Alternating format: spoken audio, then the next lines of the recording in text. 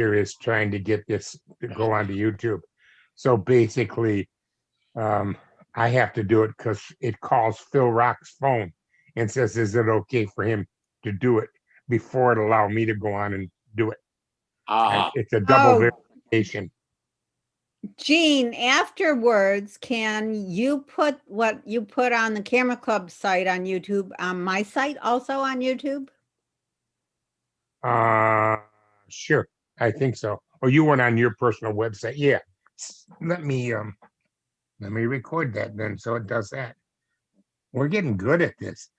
The biggest trouble I had was all the YouTube stuff was live on YouTube. Okay, got that part. Okay. Record. Here we go. And okay, Holly, yes, I can send it to you. Okay. Or I can give you a link or something. All right. So should I get started on this yet or no? Yeah, go ahead. Okay. Okay. So I'm going to screen share and ask participants to mute their mic and stop their video while I do that. And if you have a comment you'd like addressed later on, just put it in the chat and we'll get to that at the end. So screen share. Uh-oh, let's see. Okay. You should now see a slide of storytelling on the Big Winner class as an elective, do you? Yes, it's good, Great. Holly. Okay, so I'd like to thank Gene and Phil and Linda and the entire Camera Club board really for keeping our Camera Club so vibrant during COVID and inviting all of you to keep learning from us on the GVR Camera Club YouTube site. Today's presentation is on storytelling because I'm addressing the photographers, of course, of Green Valley Camera Club. And they're all interested in photography, but really why take all those photographs? Joel Sartori, who is a National Geographic photographer, said, it's to tell a great story that moves people. And what I'll address about this is the 5 variables that you need to decide upon when you're composing your story: motivation, audience, graphics, words, and vehicle. The potential raw materials, which will include photos, of course, and the essential parts of any good story: a hook or beginning, a middle that answers who, what, when, where, and why, and a closure or end, and also don't forget the credits. And we'll talk also about the process of composition using a storyboard. So here's a simple 1 photo story. And it illustrates that a photo story can really be worth 1,000 words. You see this story of 2 women, one old and one young. The older lady is looking at herself in the mirror, but she's seeing herself as she used to be, a young nurse years ago. And the younger woman is looking on and considering what happens to people and what help do they need as they age. This is another picture where one picture tells a story. Norman Rockwell is the painter of this one. And he wanted to share his view of post-World War II in the United States and help build a common culture. A lot of that he did with Saturday Evening Post and other magazines. This is another famous picture of Rockwell's. And again, the story he tells is an entertaining story, showing the setting, communicating what's happening, capturing a bit of old time nostalgia. And it's 1 picture, 1 story. So all of you who are watching this probably have a story you want to tell, and you need to ask yourself why. What's your motivation? Do you want to build people's knowledge, inform them of something? Do you just want to share how exciting something was for you? Do you want to inspire them to go see the national parks? Do you want to somehow instruct them on how to tell a story, or just make them laugh, entertain them? So today, for the story that I'm going to tell about, I'm multitasking, And I want to tell a story that will inspire people to support a project, the Ubushobosi project in Rwanda. So I need to inform them about that and build some understanding, and also share the beauty that's involved in that project. Next, you need to decide your audience. Who wants to know your story and why? Why tell it? What's their attention going to be like? Do you want them to hone in on it? And do they have any time constraints that matter? It could be you want to just tell a story to your family about your trip, or you might want to tell about your grandfather who's soon no longer with us. You might want to teach your kids about how to use a map. Whatever it is, whatever your story is, there's going to be a time when they stop listening, and you want to finish your story before that time. So for my video, I want to look at potential donors who will support and encourage working Ubushobosi women through their purchases of products or donations to their children's education. I figure I can't hold their attention very long. Probably 12 minutes would be max. And I'm going to present this to them on YouTube. So once you've decided on your audience, consider your entire story and compile the resources you want to use. You've got probably photos already. You might have music, in my case, some music from Africa. I ended up with some words from a magazine. And select your vehicle. Do you want to be like Rockwell and have one picture, perhaps in a greeting card, tell the whole story? Or do you want to send a letter to someone with a photo of what you're giving them and tell them the story of that item? Do you need to write a whole book, maybe a book to amuse your grandkids? I did one of those on the mine in Green Valley when my grandson was little and into trucks. Calendars are also great ways to tell story because they're inexpensive. Gallery is simply a collection of photos on a theme, or multimedia. Multimedia, of course, is different sorts of media. In other words, photos, videos, sound effects, printed word, narrated word, and that's the one I'm going to use. And I'll also get into telling you how you can conceive of your story using a storyboard and what you need to do to edit. So once you have your story in mind, then you can select your vehicle, depending on how complex you want to be. I'll be doing multimedia production, as I said. And besides the photos, video, and narration, the software I use, which is iMovie, will allow me to easily add titles and captions, transitions from one still to another, music and sound effects, all to enhance the story.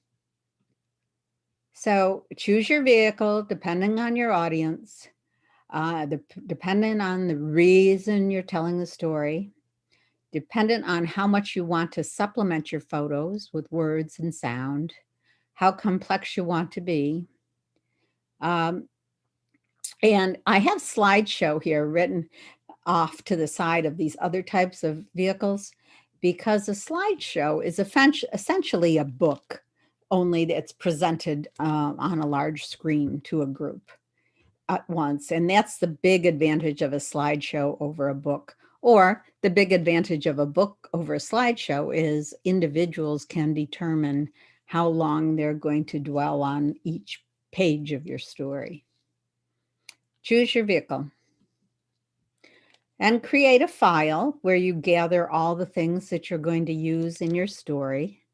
Photos, videos, words in a written word, perhaps, music. And your graphics, of course, are part of your raw materials. My story, I had video that I had presented to Multimedia SIG, and it's not the story I want to tell now. It's a story that I told to the 3 women that were working on Ubushibosi, helping them raise money by demonstrating how to put together some quilt projects. So here you can see that video. It's just a minute or so.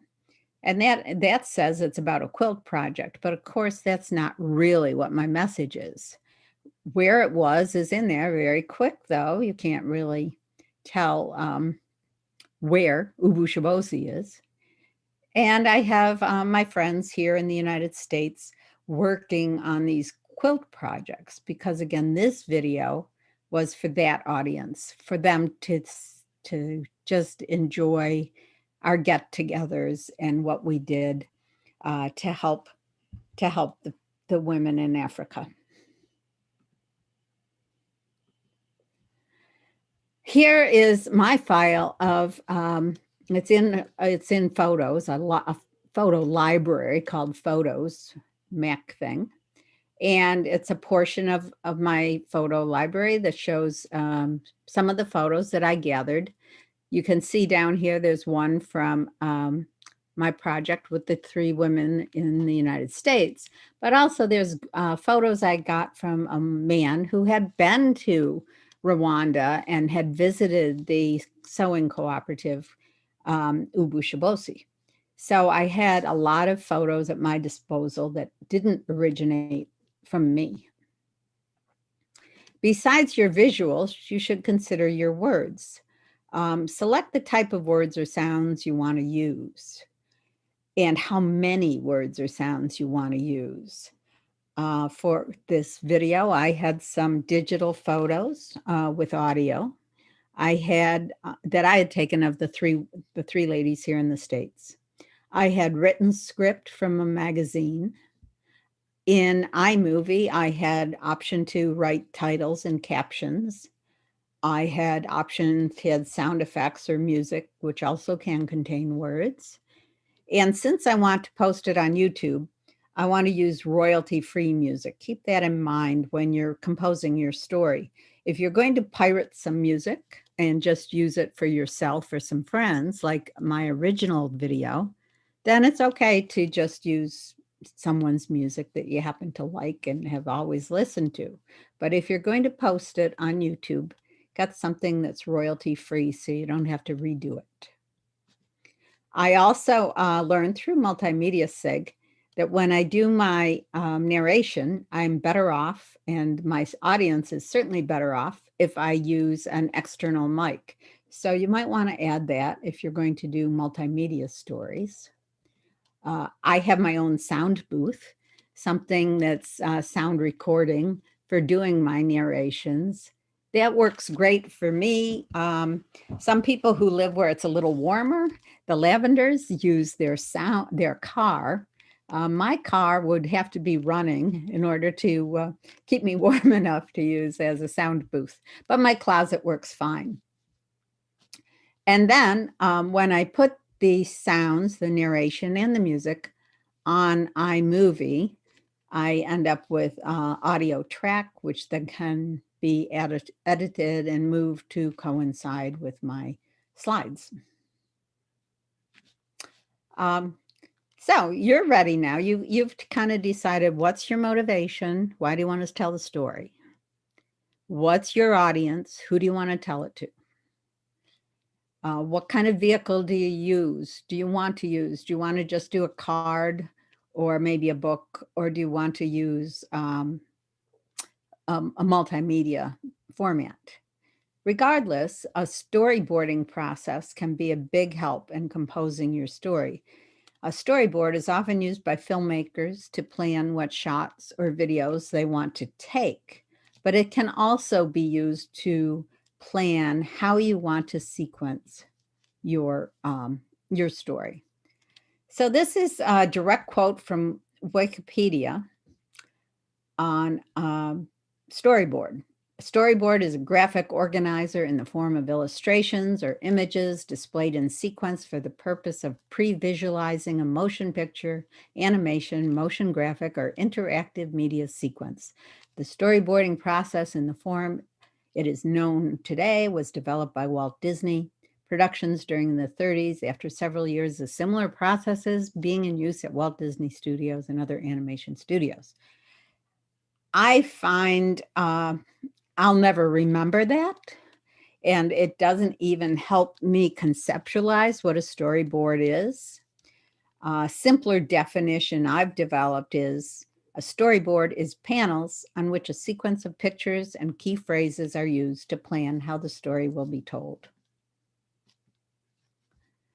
So a simplified storyboard has panels, and on those panels, you're going to put visuals and words. One could have a very simple storyboard would have only 4 panels. For one for the hook or beginning of your story, something that's going to capture your audience. One for the middle that explains who, what, when, where, and why you're telling in the story. One for a closure or end of the story that kind of wraps everything up. And a panel for production information and credits. So if you think of a greeting card, like a Christmas card or a thank you card or a Hanukkah card, the hook is usually a picture, the front panel. It might be a snowman or a beautiful winter scene. And the middle of the card, pages 2 and 3, or panels 2 and 3 of the story, tell the viewer who, what, when, where, and why they're getting this card. For example, it might say, from our house to yours, we wish you peace and joy this season, the darlings. That would encapsulate everything. And the back of the card might say, this is brought to you by Cartographics, or this is brought to you. My brother always makes his own cards. So it says, this card is made for you by Dean. It could say Hallmark, it could say Apple, whoever produced the card, you give credit to. So again, we're talking about storyboard, which is panels on which a sequence of pictures and phrases are used to plan how to tell your story. Sometimes those pictures haven't been taken yet, and they are just sketched or even described by the person who needs to take them. For example, in my Ubushibosi story, I might want a picture of the women actually using the sewing machines. So it could be I didn't have that picture, and actually I didn't at the beginning. I needed to look for it somewhere. So that was part of my storyboard. Phrases may be used to donate keywords. In the case of Ubushibosi, that's certainly one that's got to be utilized throughout the story. And the meaning of that word, which is to empower, empower is also key. Kindness, sewing, fabrics, those were phrases that were key in my story, key elements. And also Rwanda, Africa, the where. So then the texture script can be used in sequence with the panels, and it helps if you have them in something movable. This is a Snapfish storyboard. If you're making a card would have a front panel, a middle panel, an end one, and an envelope. This is a storyboard from an iMovie trailer template. It's showing a portion of a movie storyboard, and you see a series of panels that show actions or capture visuals, and with them words. What words are you going to use as either text or narration to describe your story? This might look like a mess to you, but what this really is for me, it's my storyboard for my Ubushibosi project. On the left, there's text, and actually I'm literally cutting and pasting this. This was photocopied from a magazine I had permission to use that described the project. And I needed to reorder it, in some cases eliminate it totally, in other cases add to it. So these slips of text are movable and will be sequenced to the way I want the story told. Over on the right are my panels of pictures, my graphics. One, I've got what I want is a hook described. One, I have what I want is a closure described. And then most of these are for the middle, the bulk of the story, that says who, what, when, where, why. And they describe what I need. Like here's one that says what? Fabric art. So for that one, I don't need to actually sketch fabric art. I know what their fabric art looks like. Again, let's think about a story you might want to produce. There's you and your audience, which you choose to tell it to, who you choose to tell it to. You includes your motivation, which you have in mind. Why do you want to tell it? Then you have some graphics, mainly photos, but you might have some maps or signs or pamphlets, or in my case, a magazine that had graphics in it.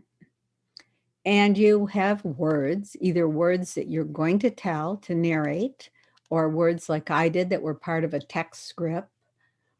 Sometimes, if you're like Norman Rockwell, you don't need any words, or you might want just to have a title. And then you have the storyboard where you arrange those things in beginning, middle, and end. You have your production and information. Don't forget to give credit where credit is due.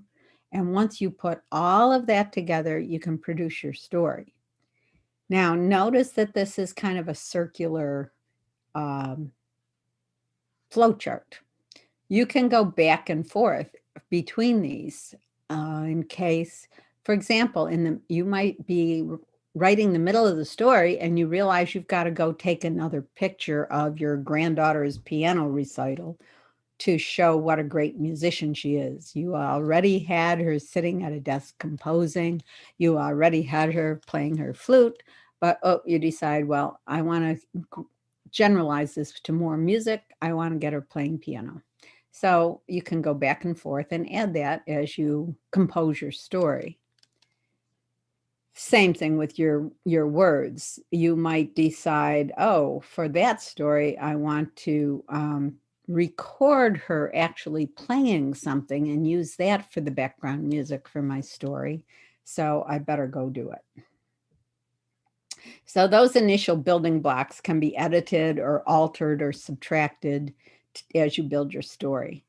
But they are the essential elements of your story, and they'll help you compile and decide upon them early on. It'll help you set your direction.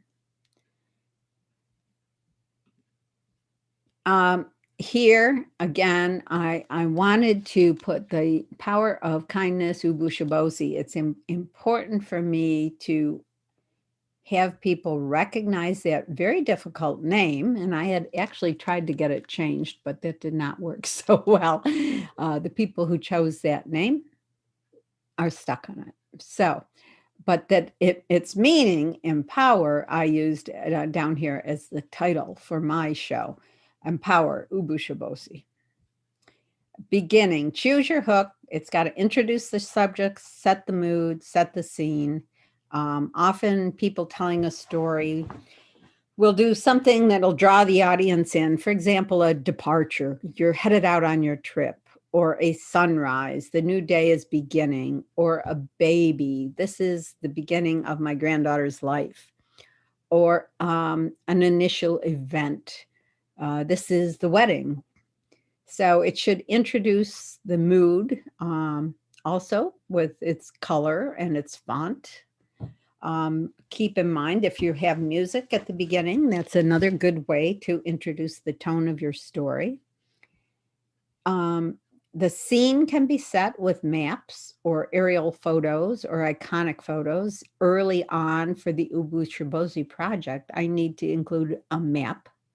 But the very first slide, I decided to use this one as a hook.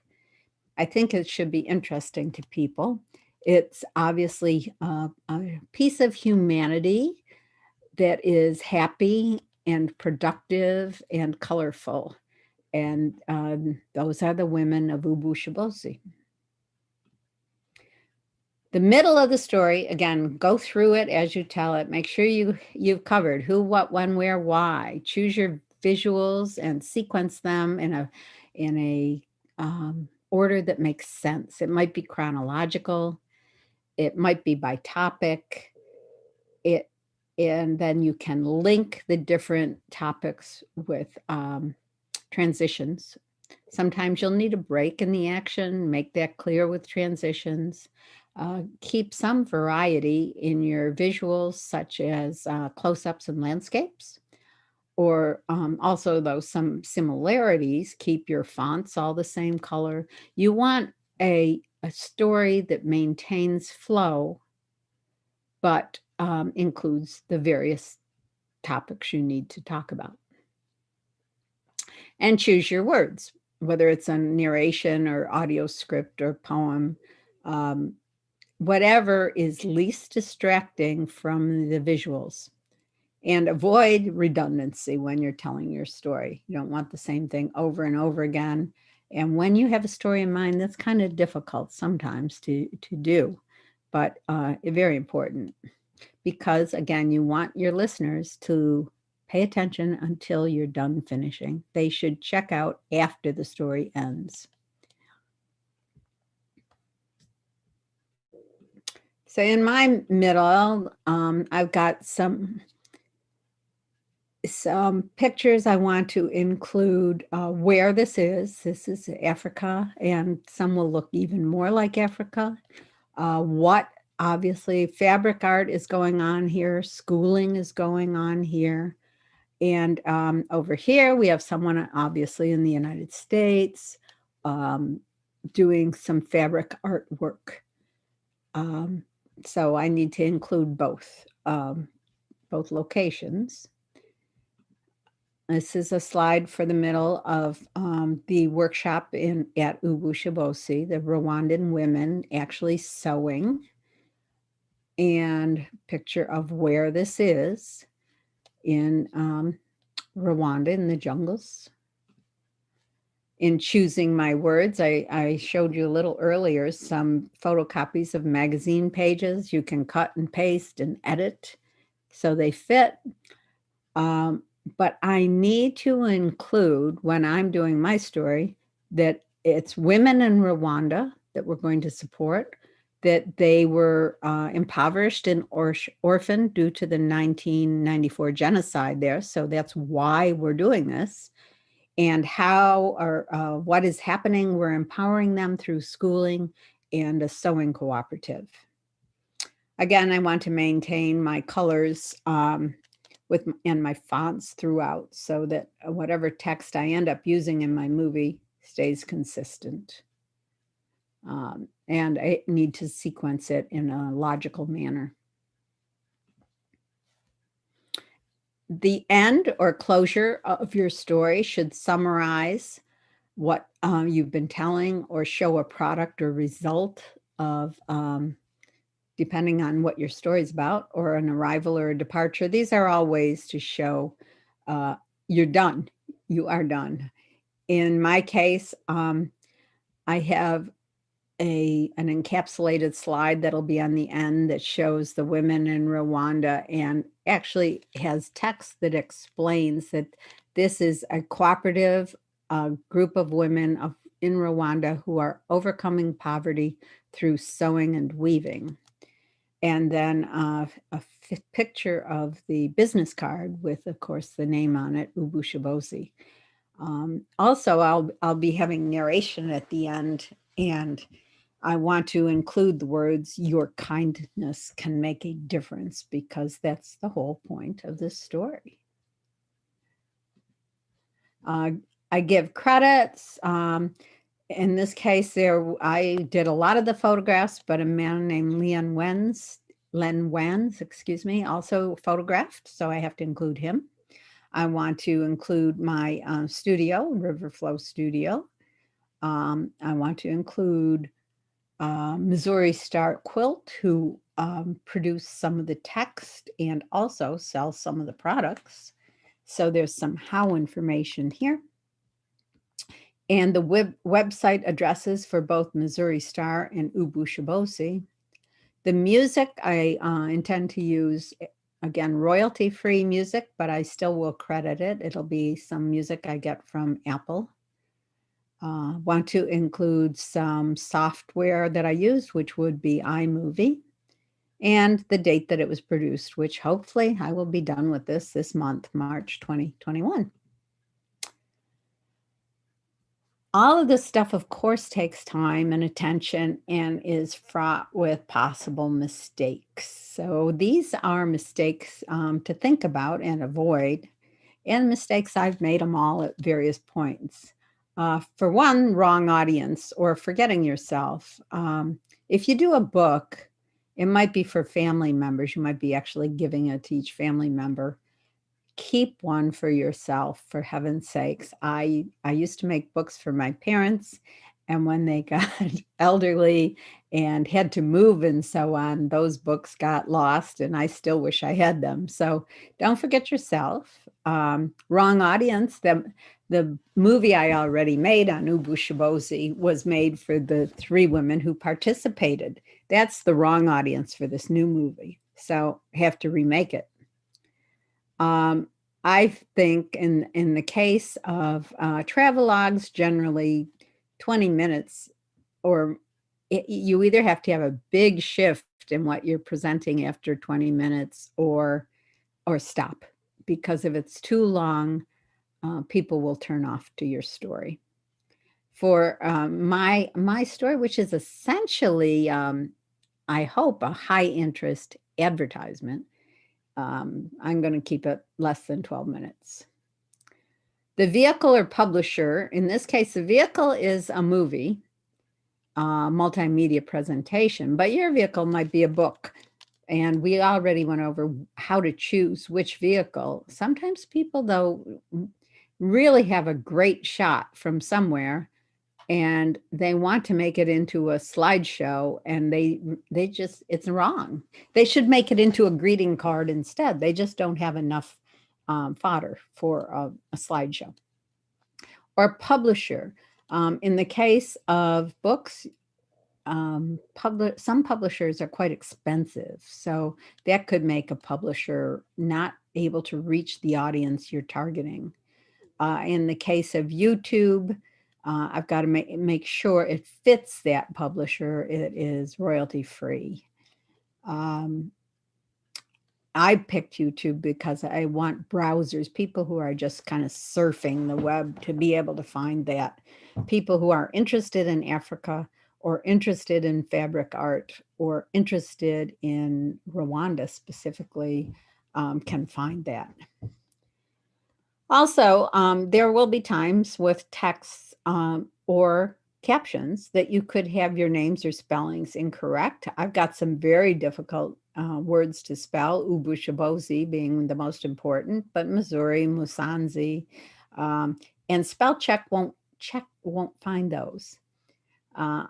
In another case, I was doing a book and I wanted the word manner, MANNER, and I mistakenly typed manor, or maybe the spell check put it in manor, MANOR, and spell check never found that. So spellings can be quite tricky. Pay a lot of attention. Unpleasant graphic design. If you're doing a video, usually you want your slides, your stills that are part of it, to be 9:16. So there's a nice flow from one to another. That would be, if you don't, that could be a very unpleasant graphic design, depending on how you work it in. Same with books. Obviously, layout is very important. By restrictive file type, what I mean is sometimes you could produce a video that will only show on a PC or will only show on a Mac computer. Be careful what you produce, because you may want to show it on both, or your grandkids might. So don't use a .exe file, that's just PC, or but MP4 is PC, but also Mac. So check that out. And then don't forget to give credit where credit is due. And I think that's, if you use music, make sure you credit the musician, even if it is royalty free. Um, if you lift from the web, credit that. Once you're done with all that, preview it. For yourself, look at the whole production, but also find an editor, somebody who hasn't already seen it many times. So there's fresh eyes and ears that can pick up mistakes. You know what you meant to say. Have somebody look at it that didn't know what you meant to say. And then revise. Give yourself time to revise for these common problems. Once you're happy with the revision, record it and save it.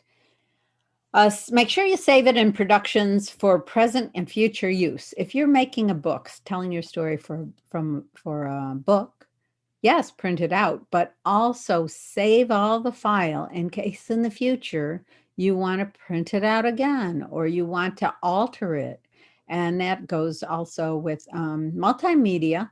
I tend to save right on my iMovie projects until I'm very sure that I don't want to make any little alterations. You can put movies in again and deal with it, but it's much more difficult. Again, avoid when you save platform specific formats. You might have a Mac this year, and 3 years from now, you're just going to have a PC or the other way around. So pick something that's compatible with both. And then save your raw materials in a folder because you might get inspired in another year or so to tell your story differently or to a different audience or with a different slant. And if your raw materials are all gathered for you already, it won't take you nearly as long. And then publish what you've saved, print your photo or card or calendar, publish your book or post or show your slideshow or movie. I intend to post mine to YouTube, but there are other venues for posting, obviously, books and movies.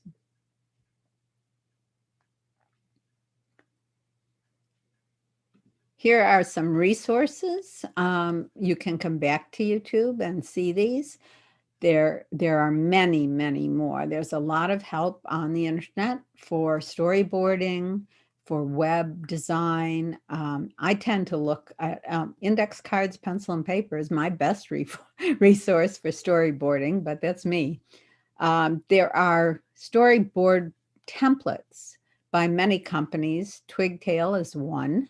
StudioBinder.com is another.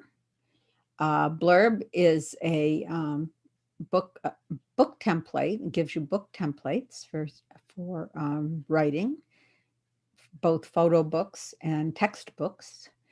And then, of course, there's Snapfish and Wingflash, projects that are you can have done at Walgreens, at various drugstores. These are all companies that will produce stories that you send to them. So each of you, I hope, has a story in mind that you want to write, to compose. So think about your motivation. Why is it you want to tell that story? Think about the raw materials you have and also really the ones you need and what you can gather. What are the characteristics of your audience? And then decide, is it best for you to use a book format or a movie format, slideshow?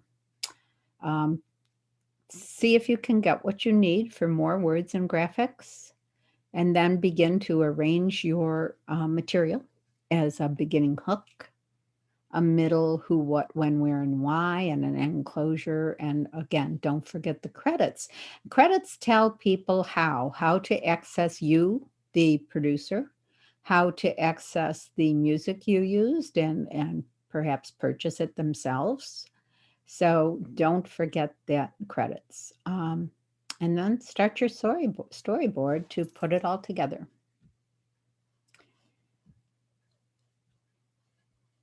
I hope you enjoyed that. That's the end of my presentation. I'm going to stop screen sharing and see if we have any chats to answer. Hi, Jean. How'd that go? That was beautiful. The sound was absolutely excellent. Oh, good. If you send me a copy of your slideshow, Yep. we'll put into PDF format and share it with everybody who was in class. Oh, I'll try to do that. Yeah. I think I can do that with file mail. I don't know, you should, that's small enough, it should be attachable to email. Oh, I'll try it. Okay. Yeah. All right. And I have to get a spiel in here. That was just absolutely excellent. Were you an educator in your past life? Because you did a beautiful job. Oh, yes. I taught and was a principal for 30 years. Okay. Yeah. Anyway, number one, all the stuff that Holly's shown you, if there's anything in there that seems to be technically difficult, check out the multimedia SIG. They meet Monday mornings at 10 o'clock. You can register from the club's website, and it will give you a link into the multimedia special interest group. And you can pick up a lot of the things that Holly mentioned today almost by osmosis, just watching people do it. And secondly, it's just an incredible place to go to preview your stuff. I will often go there and throw out a multimedia presentation or a slideshow or something just to see what the other members, the participants' comments are. And a couple of them, I actually just said, well, I guess I'm not doing this any further. And a couple of them developed into some really nice stuff. Secondly, I don't know if you guys watched Showtime last night.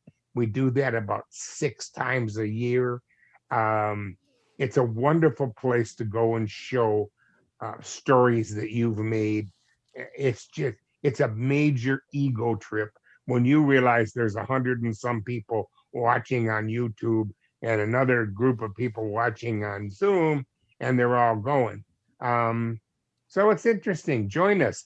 Oh, and just to put a plug in for projects, doing special projects, I was the speaker series a few months ago, and I did one on doing personal projects. And if you haven't seen it, take a peek, because there's a lady in there. I've got some video clips of a lady who's done a personal project called the Veterans Project, and you really want to see it and give you some motivation. So Holly, once again, thank you very much. Okay, thank you, Jean. It was that multimedia group that interested me in doing something more useful with this movie. So I'll let you know how it turns out in another week or so. You have a post on the chat room from Jill Claver. She wants to know, do you recommend iMovie for video productions or something else? Okay. I do. If you have a Mac, I think it's definitely the way to go. First of all, it's included with your Mac purchase. And it's to me, it's pretty intuitive, but I know it's not for everyone. But there are people such as myself and Grace Pitzer at the Camera Club who are eager to help. And there's great YouTube tutorials on iMovie, and even there's some on the Mac too for iMovie. So the instruction is there. It's already synced with your photos library. So I think it's pretty easy to use. I had a couple people tell me I should do the next one up, but so far iMovie has all the functionality that I can handle. So that's what I use.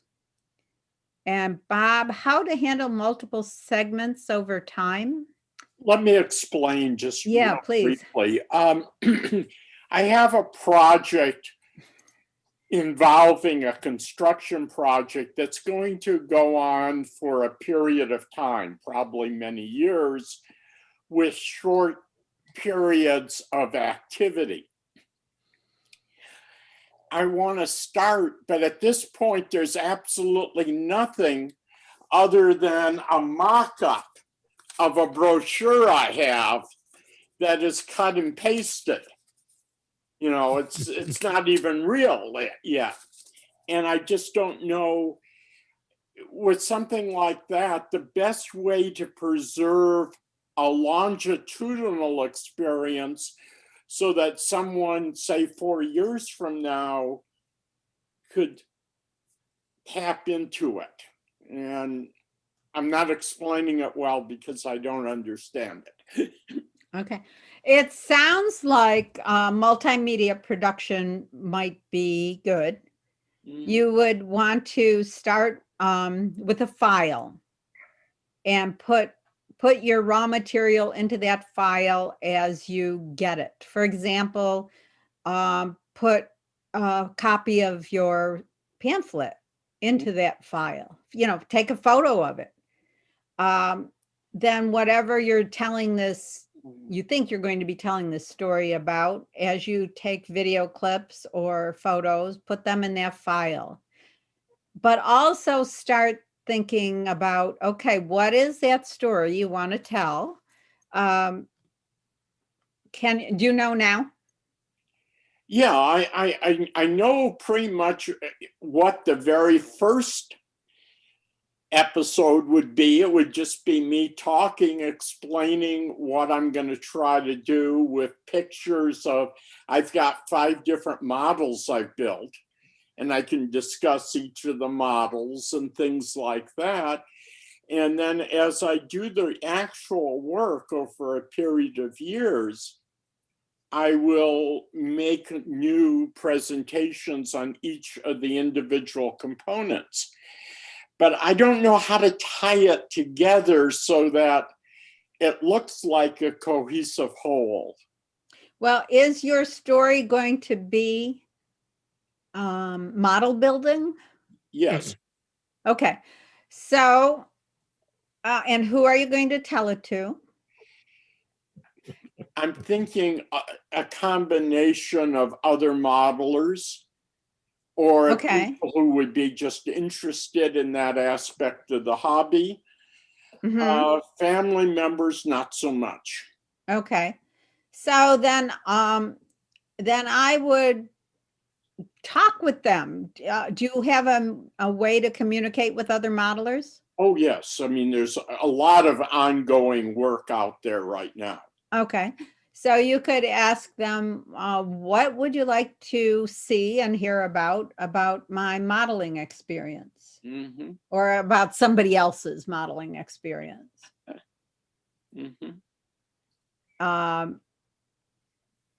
Or maybe that's, you know that they're already interested in doing that, and so you just keep recording it and putting things into a file until you have enough that you want to put it together, and maybe your story is my modeling experience. And you're going to include, here's five models that I've built, and who am I, you know, that you're a member of such and such a model club, perhaps, is what pertains to this. What here are the 5 models that I want to tell you about. Where am I located? I don't know if that, probably if you're in a model club, that's the where that pertains. Or it's actually the location that I'm modeling, which is the important variable. Okay, so not where I am, but where the fact that I'm modeling in the Green Valley areas. In the what? I'm modeling in the Green Valley area. It's just in a different time period. Okay. So again, that's what the bulk of your story is. You address those same 5 variables. Okay. Yeah, I think, I was but looking if you think about it ahead of time, it will help you know what to capture with your photography along the way. Yeah, I was looking for a way to hook the presentations together, though. I do one this month, and then I do one in 5 months, a new one every 3 or 4 or 5 months. How do I link them? You have to have a thematic string, is what it's called. You either do it with chronology, so well, I do it from the first date to the last, or I do it thematically. Here's where I started my construction. I had an idea, but I wasn't sure it was going to work. And then I went to this, and then I tried that, and that worked, and so on. And my suggestion, along with Holly's, is I just take a lot of pictures, a lot of video, stuff them all into a folder on my computer. And as this thing rolled around, the thematic part of it may show itself automatically. Okay. It may be your the finished product, the 5 great models that you built. Yeah. But No, it sounds like you're going to be telling the story along the way. Is that true? Yes. Mhm. Okay. And demonstrating techniques along the way. Okay. So for me, as I'm not a model builder, but actually I was for a little while as a kid, and I'd want to see your finished model. I'd like the opening hook to be, look at this great model I built. Yeah, yeah, and that'll be 10 years out. It'll take that long to finish. That's it. You're stuck. I know. You got your next 10 years planned out. Yeah, I guess you'll be busy for 10 years. That's good to know. Anybody else have anything? Unmute and ask.